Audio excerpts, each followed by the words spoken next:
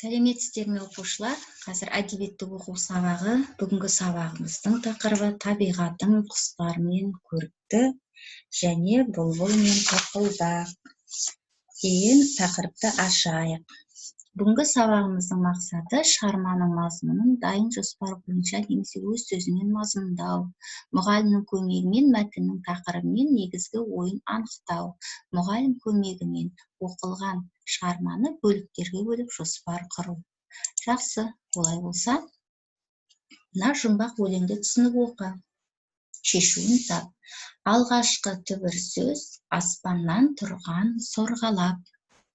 Жауын, екінші түбір сөз сүт тағамы домалақ. Құрт. Екеуін қосып оқысаң, жәндік жүрер жорғалап. Жауын құрт. Бұл өлеңді жазған Ескен Елубай. Жауын құртты көріп отырмыз ғой, мінекей. Яғни жаңбыр жауған кезде жарықшалардан осындай жауын құрт шығады екен. Жақсы, ары қарай кеттік. Енді жұмбақты шешеміз. Орманда жоғары ағашқа қонады, тұмсығын балға етіп, тоқ-тоқ соғады. Ол не? Тоқылдақ. Дұрыс айтасыңдар, міне суреті көрініп тұр. Орманда сайрайды, сайраудан талмайды. Бұл қандай құс екен? Бұлбұл. Жарайсыңдар. Сонымен бүгінгі біздің сабағымыз тоқылдақ пен бұлбұл жөнінде. Ал енді тоқылдақ пен бұлбұл туралы не білесіңдер? Тоқылдақ пен бұлбұл туралы не білесіңдер? Мына тұрған тоқылдақ, ол қандай құс? Кәне, олай болса, тыңдайық. Тоқылдақ ұсақ және орташа келген орман құсы. Елімізде тоқылдақтың 9 түрі кездеседі. Тоқылдақтың қауырсындары алуан түсті. Өткір тырнағы, ерекше тіреуіш құйрығы бар. Сол арқылы ағаш діңімен тез өрмелейді. Сонымен қатар ол жәндіктермен, ұсақ жәндіктермен қоректенеді. Сонымен қатар сол жерге ол қуыс тастап кетеді. Ол қуысқа ұсақ құстар ұя салады екен. Міне тоқылдақтың қандай пайдасы бар? Көп екен, е? Ал енді бұлбұл туралы не білеміз? Бұлбұл торғай тәрізділердің қатарына жатады. Кішкене құс екен. Оларды халқымыз әнші құс деп атайды. Себебі бұлбұлдың сайрағаны керемет екен. Олар да зиянды жәндіктермен қоректенеді. Бұлбұл жыл құс екен. Жыл құсы дегеніміз ол күз айында кетіп, сәуір айында қайтадан келеді екен. Ал тоқылдақ болса, қыстап қалатын құстардың қатарына жатады. Мінекей, ары қарай, сонымен тоқылдақ пен бұлбұл туралы білдік. Енді мәтінді түсініп оқы. Бұлбұл мен тоқылдақ мысал. Оқып берейін, тыңдайық. Бұлбұл келіп бұлқынды, тоқылдақты жұлқыды. Күндізде тоқ-тоқ, ойпырмай, өзің бір жан екенсің, жақ жоқ. Сенің тоқылыңнан орман жаңғырығып, таңертең тұрамыз, басымыз мәңгіріп. Сонда тоқылдақ күлді де сақылдап, көрсетті оған бір құртты, тұмсығымен шоқып ап. Бұлбұлмын дейсің, дымды білмейсің.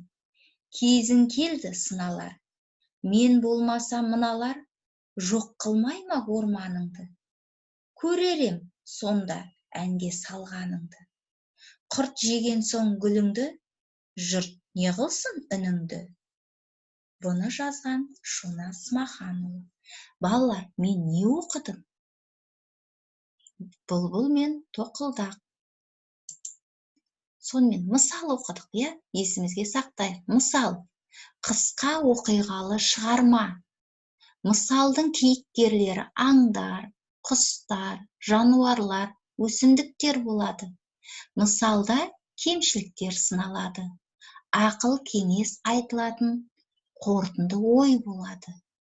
Сонымен мысалды кім жазды? Шона Смаханұлы. Ол кісі 1924 жылы 5 қазанда Жамбыл облысы Талас ауданы Ойық совхозында дүниеге келген. 1988 жылы өмірден өтті. Қазақтың ақыны, сықақшы. Жарайсыңдар, енді оқушылар, мына тапсырмаға назар аударайық. Сонымен 6-шы тапсырма. Бұлбұл мен тоқылдақтың айтқанымен келісетініңді, не келіспейтініңді дәлелдер келтірді. Бұлбұлдың пікірі қалай ойлайсыңдар? Таңертең басымызда ауыртасың дейді, таңертең ерте тұрып, тоқ етесің, бір жағың сенің жаңа жабылмады ғой деп, яғни тоқылдаққа ұрсып тұр. Ал енді сен бұлбұлдың пікірімен келісесің бе? Неліктен келісесің? Келісемін десеңдер, онда неліктен? Жоқ, мен келіспеймін бұлбұлдың пікірімен десеңдер, неліктен келіспейсің? Бұлбұл дұрыс айтпады ма? Соны жазамыз. Келесі, тоқылдақтың пікірі.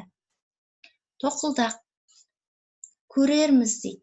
Сен бұлбұлмын дейсің, дым да білмейсің дейді. Ертең сенің гүліңе құрт түскенде, осы құрттың бәрін кім жеп жүрген? Тоқылдақ, мен жеп жүрмін дейді. Ертең гүліңе құрт түскенде сенің әніңді не қылсын дейді. Сен тоқылдақтың пікірімен келісесің бе? Неліктен келісесің? Сол жөнінде жазасың. Ал келіспесең, келіспеймін дейсің. Бұны оқушылар дәптерімізге орындаймыз. Және маған көрсетуді ұмытпаңыздар. Жақсы, ары қарай. 7-ші тапсырма. Мәтінді оқып, ойланып жауап бер. Біздің Қарлығаш. Біздің пәтер 3-ші қабатта. Осымен 3-ші жыл бізді дос көріп, Қарлығаш ұя салып жүр. Ұясы пәтерге кіре беріс есіктің маңдайшасындағы электр шамының үстінде. Ол ұясына кіруін кірсе де, далаға шыға алмай, баспалдақтың жоғарғы жағында сусылдап ұшатын. Біз 3-ші қабаттың терезесін ашып қойдық. Енді Қарлығаш ұясына ашық терезе арқылы қатынайтын болды. Есік алды саңғырақпен қаншама былғанса да, Есімбек пен Маржан еш ренжіместен күнделікті тазалаудан жалыққан емес. Бір күні өте нәзік дауыс шиқ-шиқ етеді. Сарыуыз балапандардың дауысы ғой.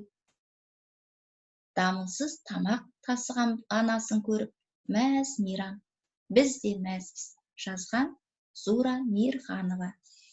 Жақсы оқушылар, бұл мәтіннен не ой түйдіңдер? Яғни Қарлығаш, яғни біздің досымыз, құстар біздің досымыз. Неліктен? Себебі құстар не істейді? Қандай көмек көрсетеді? Құрт құмырсқаларды жеп, зиянды жәндіктермен қоректенеді, тазалайды ағаштарымызды. Сонымен қатар, құстар біздің досымыз деп, Қарлығаштың құйрығы неге айыр деген ертегіні естеріңізге түсіріңіздер. Мінекей, бұрынғы кезде құстар бізге көмектескен екен. Құстарды көмек, яғни бізге ол көмекші. Құстардың ешқандай зияны жоқ. Сондықтан құстар біздің досымыз. Егер сендердің жауаптарың болса, осы сұраққа жауап берулеріңізге болады. Сонымен бүгінгі сабағымыз аяқталды. Сау болыңыздар.